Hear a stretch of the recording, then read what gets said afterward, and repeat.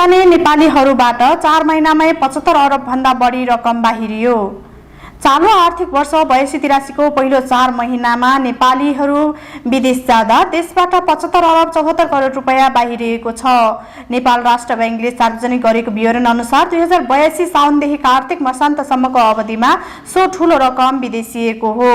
राष्ट्र बैंकका अनुसार अघिल्लो आर्थिक वर्ष 81-82 को सोही अवधिको तुलनामा चालू आर्थिक वर्षमा विदेशिने रकम 11.8% ले वृद्धि भएको छ। गत आर्थिक वर्षको पहिलो 4 महिनामा नेपालीहरू विदेश जाँदा 67 अरब 75 करोड रुपैयाँ देशबाट बाहिरिएको थियो।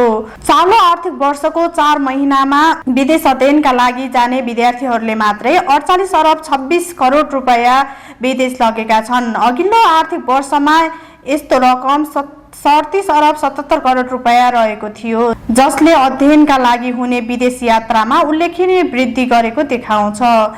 यसैबीच नेपाल भ्रमणमा आउने पर्यटकबाट हुने आयाम भने सामान्य सुधार देखिएको छ।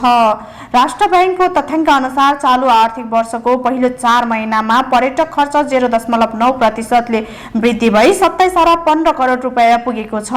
अघिल्लो वर्षको सोही अवधिमा यस्तो आय 26 अरब 90 करोड रुपैयाँ थियो।